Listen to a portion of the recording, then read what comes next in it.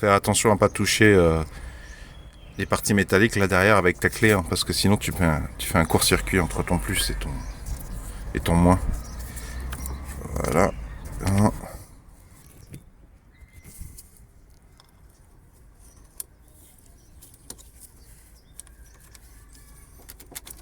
Et deux. Bonjour à tous, bienvenue à bord d'une Citroën AX, je crois 1992. C'est une des premières, la première version de la motorisation de la Citroën AX, c'est-à-dire un moteur TU moins d'un litre, qu'on appelle le 1 litre vulgairement, même si c'est légèrement moins d'un litre, avec carburateur. Je voudrais déposer l'alternateur au motif que j'ai dû changer récemment la courroie qui a explosé et qui avant a montré des signes de dysfonctionnement. De manière pas très optimisée, j'ai d'abord remplacé la courroie, celle-là elle est neuve, dans un épisode précédent que je vous mets dans la description sous la vidéo. Entre parenthèses, si vous débutez en mécanique automobile, il n'y a pas de honte, il n'y a pas de souci. Si vous ne savez pas comment ouvrir le capot moteur de la Citroën AX, je vous ai mis un épisode dédié dans la description sous la vidéo. Et du coup, ma courroie accessoire a explosé au motif que de temps en temps l'alternateur se bloque. Et c'est plutôt au démarrage, il me semble, au motif que même si, une fois que ça roule, même si vous roulez vite, il va pas s'arrêter, quoi, il va pas se gripper. Je viens de voir un épisode de Tintin Bidouille que je vous mets dans la description sous la vidéo, dans lequel il montrait et il commentait le changement des deux roulements sur un alternateur. Donc c'est son épisode à Tintin Bidouille qui me guide. Merci à lui d'ailleurs, s'il voit cette vidéo, si vous le connaissez, passez-lui le remerciement de ma part. Donc comme j'ai déjà changé la courroie, je sais déjà qu'il faut que je dévisse ici une vis de 16. Pour le moment, j'ai pris que un lot de clés mixtes pour dévisser et il y a 2 vis de 13 à dévisser. Plus cette vis, peut-être que c'est pas nécessaire que je la dévisse, mais on verra mieux par en dessous si vous n'avez pas vu l'épisode précédent que je vous mets dans la description sous la vidéo. Je vous recommande impérativement la vieille serviette et de vous forcer à travailler à genoux, au motif que sinon, là, vous allez vous plier en deux, vous allez vous massacrer le dos.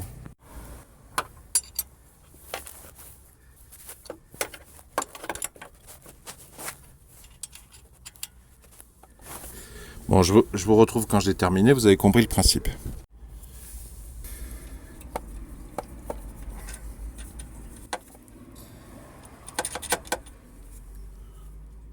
Ah oui, au fait, j'ai oublié de le dire.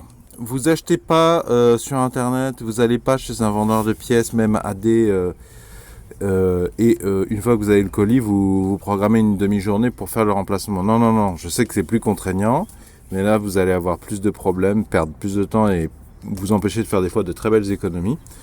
Vous démontez, une fois que vous avez la pièce en main, vous faites vos achats, vous faites vos mesures sur internet ou ailleurs. Au moins, vous savez ce qu'il vous faut. Et même là, vous ferez gaffe parce qu'il y aura quand même des vendeurs. Vous leur demanderez, je veux ça. Et par exemple, la courroie accessoire, moi, je suis un vendeur de pièces physiques. Pourtant, quelqu'un qui s'y connaît m'a filé une courroie plus courte de 3 cm et ça n'allait pas. Voilà, donc je vous conseille de prendre la même marque, la même ref. Au moins, vous êtes sûr que ça va. Et ça dépend des configurations. Quand vous avez besoin d'un roulement, c'est plutôt les dimensions qui vous intéressent. Et les spécificités techniques, tout ça, la résistance. Voilà, mais faut d'abord déposer, même si c'est pénible et que vous pensez que vous allez perdre plus de temps que si vous achetez avant pour faire le remplacement le jour J. Donc ça, de mémoire, c'est du 13 et celui-là aussi. Enfin, c'est surtout celui-là qu'il faut dévisser, hein, je crois.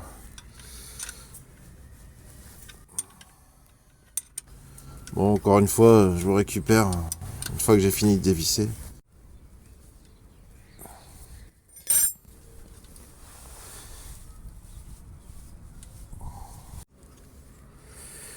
Alors c'est peut-être pas le meilleur ordre, hein. Peut-être que j'aurais mieux fait peut-être de dévisser d'abord par là et dévisser en haut. Au motif notamment que comme j'ai dévissé en haut, là j'ai tout le poids qui repose et qui me gêne. J'ai l'impression qu'il faudrait que je fasse contrepoids avec ma main pour pouvoir dévisser sans être trop gêné. Je vais avoir peut-être besoin de ma deuxième main qui tient le smartphone là pour sous-peser l'alternateur. Oui, je vous confirme de pouvoir sous-peser avec la main droite de ce côté. Ça a considérablement facilité la fin du dévissage de cette vis. Alors.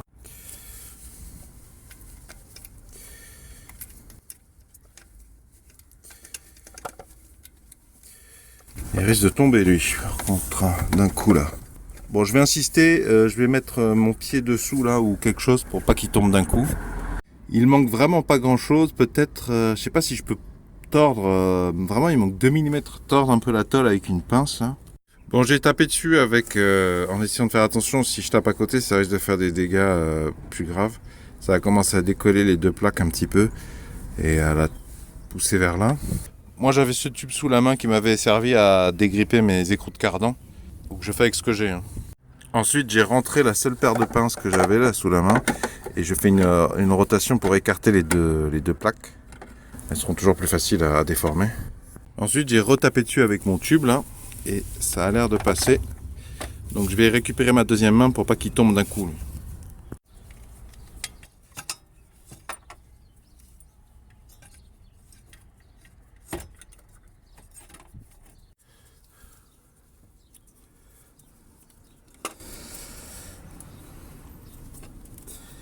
Ça m'a l'air d'être du 10.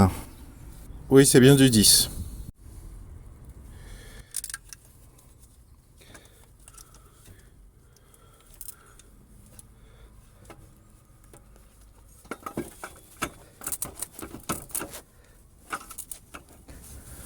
Bon, là c'est bon, il est plus retenu quasiment par rien.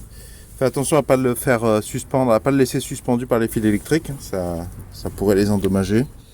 Je vais le récupérer par en bas, j'ai besoin de les deux mains. Alors d'ailleurs j'avais pas vu, mais il semble y avoir une rondelle, je sais plus, dentée, enfin je sais plus quel est le nom correct. Et il me semble que c'est pas un apport extérieur, elle vient bien de là, au motif que l'écrou, il me semble, a les stigmates, oui, on voit les stigmates des dents. Donc je remets l'écrou avant de paumer.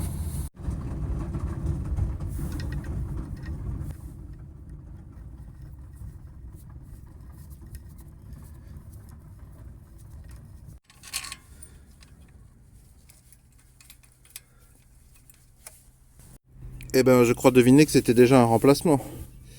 AX205. Bon alors, j'ai tapé alternateur Citroën AX.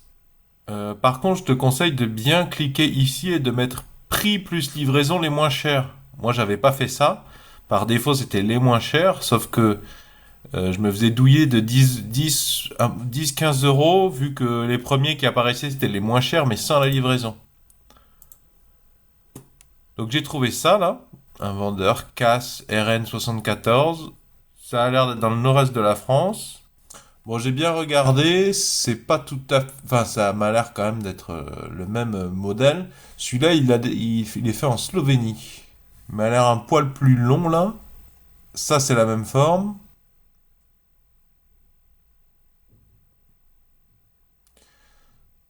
Et donc, c'est 31 plus 10, 41 euros.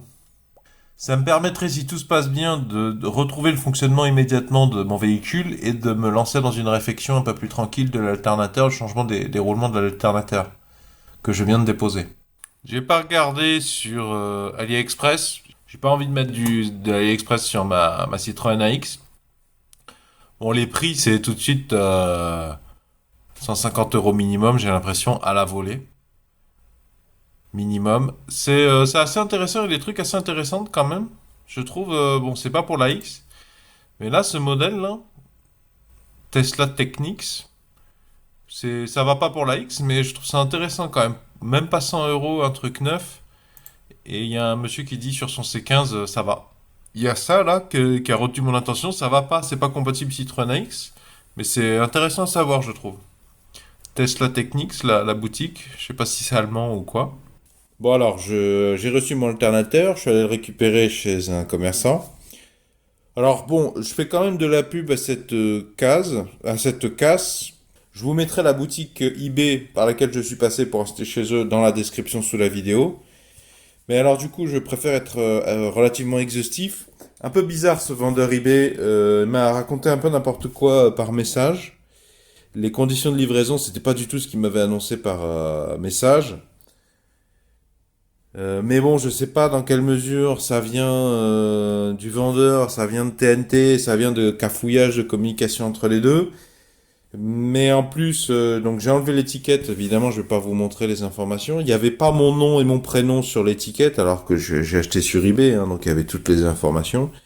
Il y avait mon numéro de téléphone et d'autres informations plus précises. Ce qui fait que j'ai été embêté chez le commerçant. Et alors je suis un peu énervé parce que le commerçant il a commencé à me prendre un peu le chou en me disant que le colis était pas là tout de suite pour se débarrasser du truc alors que le colis il était là, il était sous son nez. Et puis ça s'est retourné contre moi. Le commerçant a commencé à me suspecter, a fait plusieurs remarques déplaisantes, alors que c'est quand même moi qui suis embêté dans l'histoire, alors que j'ai passé un achat tout à fait standard. S'il y a quelqu'un qui devrait se plaindre qui n'est pas mon nom et mon prénom et qui est mon numéro de téléphone, c'est plutôt moi, hein. Alors en termes de conditionnement,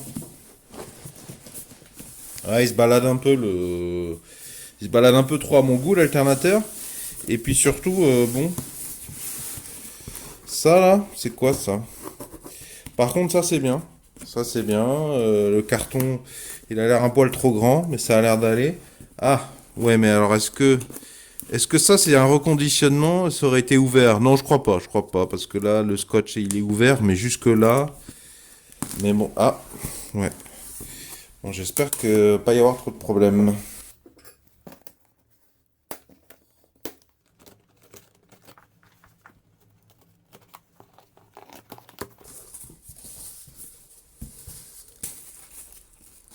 Ah, il y a quand même une tentative de faire quelque chose de bien, mais ça manque un peu là.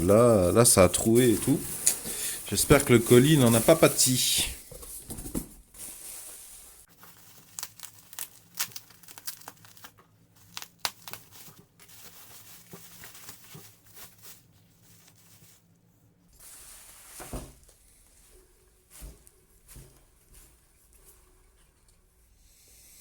Alors, le vendeur eBay a dit qu'il était bon. Pour moi, bon, ça veut dire qu'à la fois les roulements sont bons, enfin notamment qu'il n'y a pas de problème sur les roulements, mais qu'en plus il produit bien la tension nécessaire. Ça, c'est celui d'origine.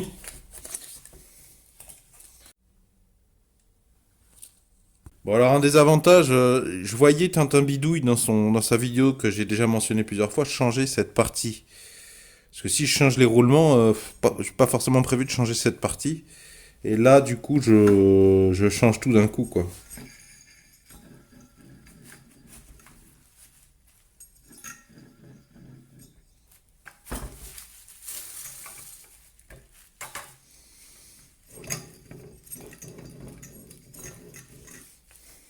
Bon, au niveau des roulements, il semblerait qu'il n'y ait pas photo quand même, hein. Ah ouais.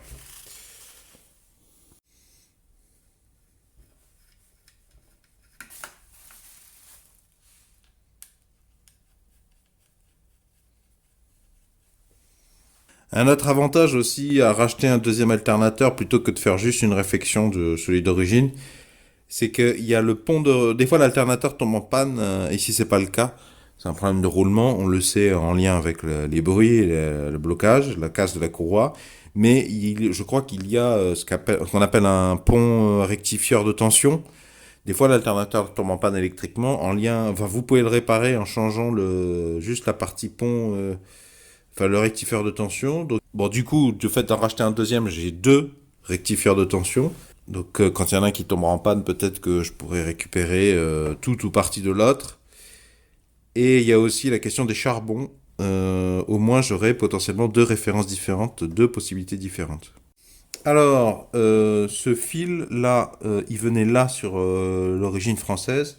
Et ça qui vient de Slovénie, je crois. C'est pas pareil, c'est Ichi. Bon, ça change pas grand-chose, hein.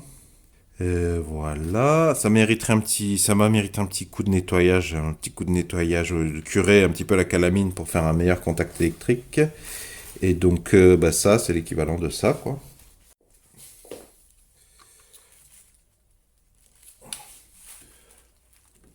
Waouh.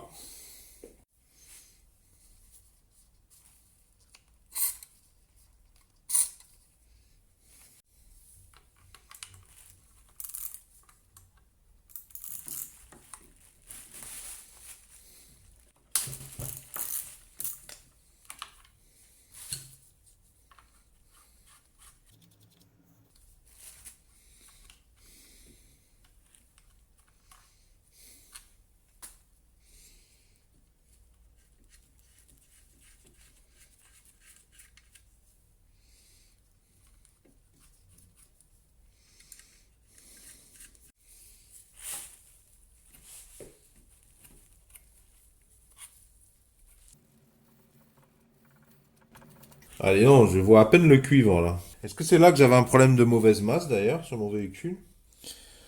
Avant que je gratte là quelques secondes au Scotch-Brite, il y avait même, on voyait que deux petites taches de cuivre. Effectivement, c'est très calaminé quoi.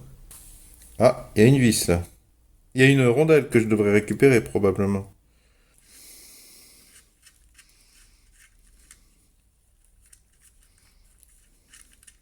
Bon, ça c'était du 10 hein, sur les deux, hein.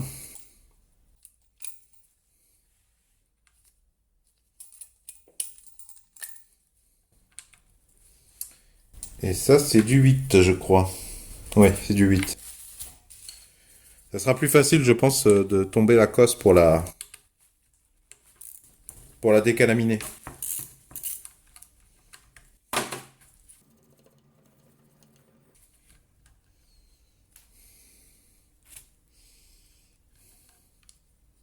Oh la rondelle.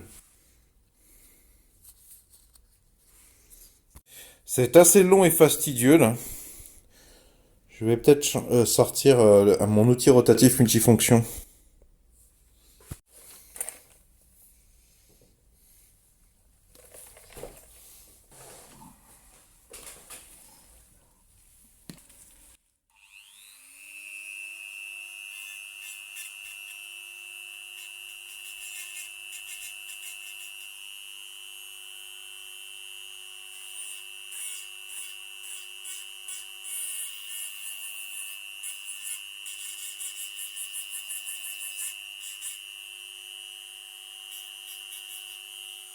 Bon, ça valait le coup de sortir l'outil rotatif multifonction. C'est allé très très vite. C'est pas parfait, mais le but c'est pas que ça soit reluisant, flambant neuf. Le but c'est que ça laisse très très bien passer le courant. Et je commence à rêver que ça va résoudre mes problèmes de sapin de Noël sur le feu arrière droite, vu que j'avais un problème de mise à la masse. Effectivement, si j'avais le même problème sur l'alternateur d'origine, peut-être, enfin voilà, faudra vérifier si ça résout pas mon problème de sapin de Noël.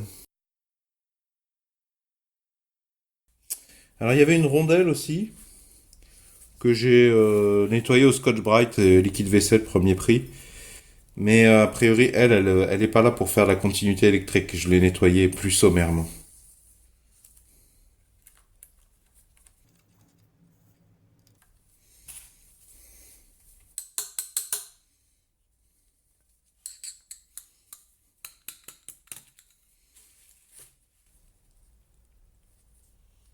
Et oui, donc vu la crasse, c'était ce côté qui était là.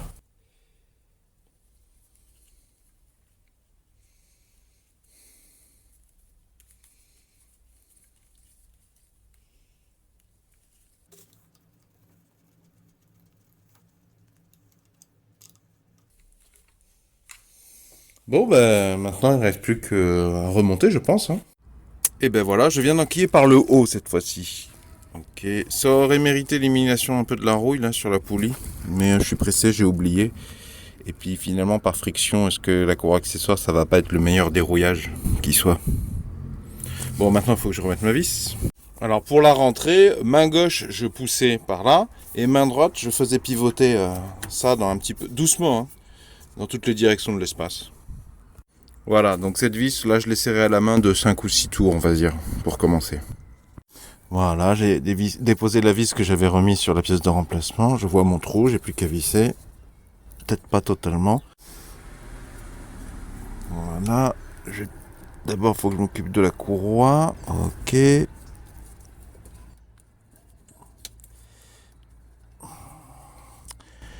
vais vérifier par en haut que je suis pas gêné par les plastiques là. Que c'est bien rentré dans la goulotte. Je sais pas pourquoi il se balade ce machin. Puis là ça passe proche de la courroie de distribution là. Je sais pas où c'était à la base. Sur ce boulon peut-être. Je connais pas bien ces systèmes de fixation, je vois rien. Tiens, limite je prendrais bien une ficelle pour passer là. Pour que ça tire comme ça, que ça s'éloigne un peu. Peut-être le sortir là, je devine un collier en métal. Je vais poser peut-être mon smartphone, essayer de sortir le système d'attache pour comprendre un peu mieux. Donc là, avec la main gauche, je vais mettre en tension légèrement. Et avec la main droite, puis la clé de 13, toujours sur la main droite, je vais serrer. Mais je me suis gouré là, il faut que je repasse cette vis à travers ça et à travers ça d'ailleurs. Voilà ce que ça donne. Donc là je l'ai bien serré, pas comme un bourricot non plus. Hein. Celle-là aussi. Alors du coup tout le réglage repose sur cette vis. Donc ça je crois qu'il faut que j'avance cette vis pour que ça vienne tirer de ce côté par mécanisme de transmission cet équerre là suivi d'une deuxième équerre. Et il faut que je visse la vis du haut. Là. Bon alors c'est ici qu'une clé à cliquer avec une douille, ça me ferait gagner pas mal de temps. Voilà, je vais pas serrer comme un bourricot encore une fois. Hein. Bon ici ça mériterait d'être replié un petit peu ou alors peut-être de prévoir une encoche, de faire une encoche maintenant que j'y suis pour la prochaine fois et de faire un traitement anti-rouille et traitement peinture. Mais je vais pas le faire ici, c'est pas trop le sujet comme ça, vous le savez, ne vous étonnez pas. Moi aussi je pense qu'il faudrait que je m'en occupe. Si je vous le montre pas, ça veut pas dire que je l'ai pas fait ou que je pense pas qu'il faille le faire. Alors, comment Ah là là, je visse, sens horaire.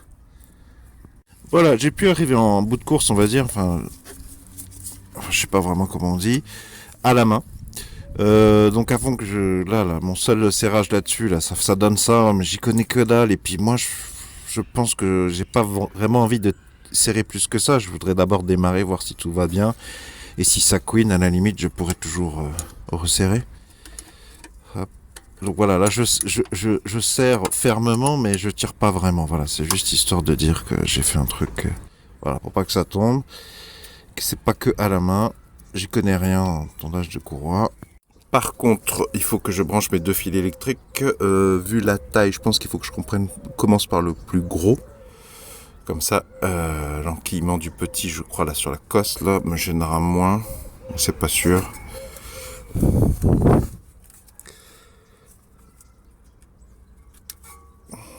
Ah ben voilà. Voilà.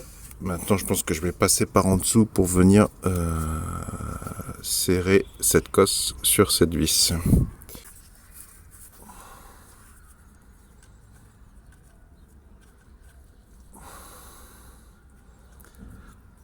Donc je crois que j'ai laissé une rondelle entre les deux cosses.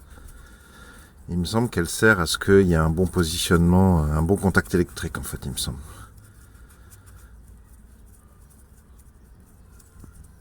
Un petit coup de serrage au 10, je vois pas grand chose. Bon, vous avez compris, je vous récupère quand j'ai fini. Alors attention, je viens de faire une étincelle au motif que j'ai ma clé a touché simultanément ici et ici. Et oui, je crois que j'aurais dû en tout premier retirer ma batterie, débrancher ma batterie pour éviter ça. Ça va, ça n'a pas duré longtemps, mais ça fait une étincelle et je m'en serais bien passé. Hein. Et puis ça aurait pu être beaucoup plus grave. Faire attention à ne pas toucher les parties métalliques là derrière avec ta clé, hein, parce que sinon tu fais un court-circuit entre ton plus et ton moins. Voilà.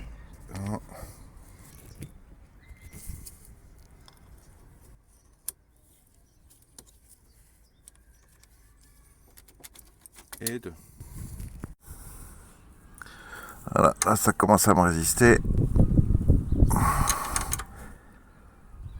Pas non plus forcé trop comme un bourricot. Mais il faut qu'il y ait un bon contact électrique, quoi.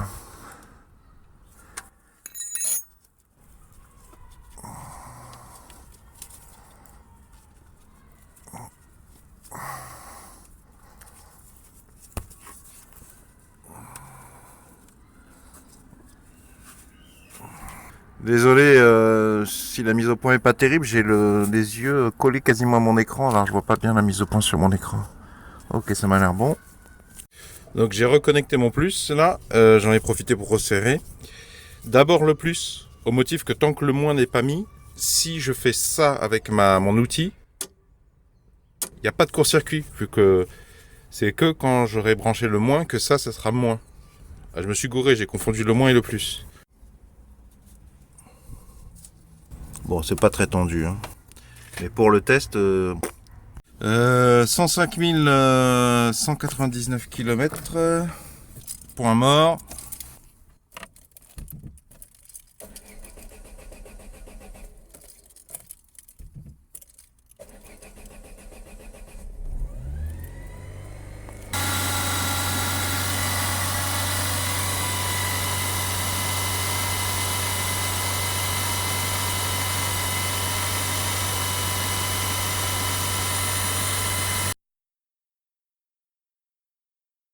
Bon alors, je viens de changer l'alternateur sur ma Citroën AX, un alternateur que j'ai acheté d'occasion sur eBay. C'était marqué qu'il était bon. Ça peut vouloir dire plein de choses différentes. J'en suis pas sûr. Je viens de démarrer la voiture avec le nouvel alternateur, mais c'est pas parce que la voiture démarre que l'alternateur fonctionne. Pour savoir si l'alternateur fonctionne, un indice plus sérieux, c'est de prendre un multimètre en mode voltmètre courant continu, calibre 20 ici dans le cas présent.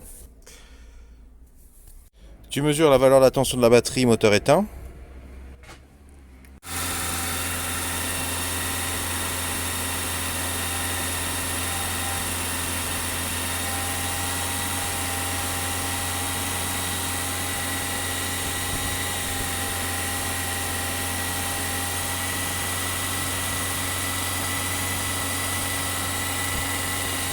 Donc là, ça tendrait à indiquer que mon alternateur ne fonctionne pas ou qu'en tout cas, il y a un problème de recharge. Mais quand j'ai fait mon remplacement d'alternateur, j'ai oublié de débrancher la batterie. Ce qui fait qu'à un moment donné, j'ai créé un court-circuit. Donc peut-être que j'ai fait cramer un des fusibles du tableau de bord ou de la boîte habitacle d'ailleurs. Ce qui expliquerait pourquoi peut-être... Je sais pas s'il y a un fusible sur l'alternateur, je pense que oui, oui. Là, il y a des fusibles, mais ils ont l'air bons. Hein. Bon, à vérifier, mais... Ils m'ont l'air bons. Là, je vois rien, a priori, mais à vérifier. Parce qu'ils sont pas tous visibles. Et puis, quand ça crame, je suis pas sûr que ça crame forcément sur le dessus, là. Bon, je les ai presque tous déposés, tous inspectés visuellement en tout cas, et il y en a aucun qui a l'air de cramer. Ça n'a pas résolu, là, le nettoyage de la cosse alternateur, ça n'a pas résolu le problème de sapin Noël. Là, j'ai les feux de croisement et les feux de détresse. Et là, toujours rien à signaler. Après quelques minutes,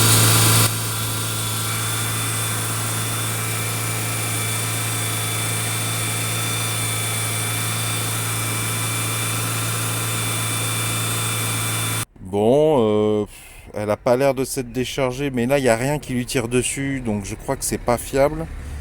Parce qu'une pile, tant que tu lui tires pas dessus, la tension que tu mesures, c'est pas. Et alors, par contre, est-ce qu'il marche pas cet alternateur? J'en suis pas 100% sûr, il faudrait que je vérifie. Au motif que là, l'alternateur, il est branché à la batterie. Donc je peux pas mesurer, en faisant comme ça, là, comme j'ai montré, je peux pas mesurer la tension aux bornes de la batterie. Parce que la batterie a sa propre résistance interne et il faudrait que le moteur tourne et que j'ai débranché et que je mesure assez de fils électriques débranchés. Mais là, il y a la batterie qui tire, il y a les composants électriques qui tirent, donc il faudrait que je vérifie sur internet comment on fait pour tester un alternateur.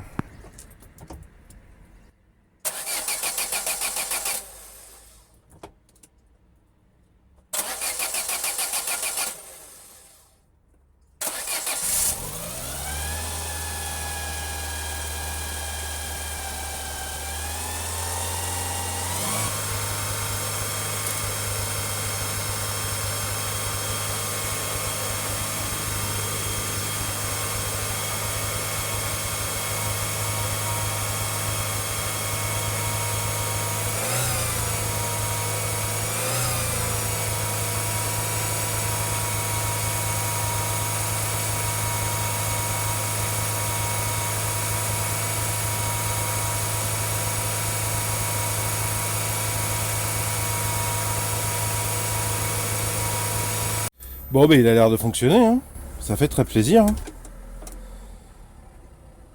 Tout simplement, j'avais peut-être un problème de mise en contact parce que je le faisais poser comme ça.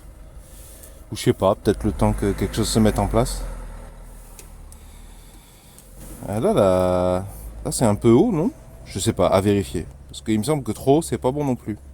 Alors il y a aussi une autre technique qui consiste à dévisser, à déposer une des... Je crois que c'est le plus, une des deux bornes. Si le moteur s'éteint, c'est que l'alternateur ne fonctionne plus. Mais je sais pas si ça fonctionne sur les essences. Je me demande, c'est pas que les moteurs diesel. Bon alors, ma courroie là, hier j'ai fait un déplacement avec madame et elle couinait pas mal. Mais bon, c'était pas comme la dernière fois au sens où si j'ai changé l'alternateur, c'était qu'il se bloquait. Il avait fini par péter la courroie accessoire. Là, ça couine parce que c'est trop lâche visiblement. Effectivement, ça allait être plus détendu que quand je l'ai installé. Donc je vais la retendre. Mais j'ai pas roulé beaucoup avec cette depuis que je l'ai posée. Je trouve que ça s'est bien détendu quand même. Je sais pas trop. Et puis est-ce qu'elle s'est détendue en lien avec le fait que j'ai pas nettoyé la poulie là de l'alternateur et que du coup la rouille a abrasé un peu la courroie, je sais pas. Mais si tel était le cas, ça aurait abrasé l'épaisseur de la courroie, pas dans la longueur. Est-ce que ça s'est desserré tout simplement? Bon voilà, j'ai resserré ma courroie un petit peu, mais pas trop non plus. Je crois que j'ai un peu traumatisé par la fois où je l'avais retendue, mais qu'en fait elle a fini par casser, que j'ai remarqué que l'alternateur est bloqué, et que c'était peut-être pour ça qu'elle se détendait d'ailleurs. Pour resserrer la courroie, tu dévisses un peu là, tu serres là, ça tire comme ça, tu revisses là. Ça c'est du 13, ça c'est du 13, ça c'est du 10 mm. Et ça c'est du 16. Je l'ai dévissé de quelques tours pour que la rotation soit plus libre. Et j'ai revissé derrière. Le filtre antiparasite a l'air toujours là.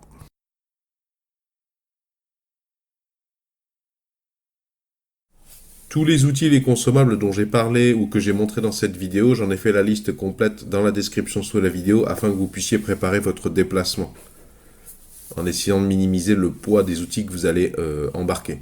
J'espère que ces images pourront vous aider à réussir le contrôle technique avec votre Citroën AX. Si vous avez apprécié ma démarche de recueil de solutions, pouvez-vous mettre un pouce vers le haut, s'il vous plaît, pouvez-vous mettre un j'aime. Pour celles et ceux qui veulent vraiment me soutenir efficacement, pourriez-vous de temps en temps, s'il vous plaît, sur ma chaîne YouTube, laisser une vidéo skippable s'écouler entièrement, c'est-à-dire ne pas cliquer sur skip au bout de 5 secondes, couper le son, ne pas regarder la vidéo. Je sais que c'est désagréable, mais moi, je suis rétribué ainsi et ça m'évite de demander des participations financières directes aux différents spectateurs. À propos de la Citroën AX, j'ai d'autres vidéos sur ce sujet qui peuvent peut-être vous être utiles. Si ça vous intéresse de réparer un maximum par vous-même votre Citroën AX, je vous invite à cliquer sur le rond qui va s'afficher ici dans quelques instants, au motif que ça vous abonne gratuitement à la présente chaîne YouTube. Quant au rectangle, si vous cliquez dessus, ça vous emmènera vers tous mes épisodes spécifiques de la Citroën AX. J'ai rajouté les épisodes notamment de mon homologue FabB et d'autres youtubeurs que je croise ça et là sur YouTube quand ils proposent une vidéo fort intéressante et spécialisée Citroën AX.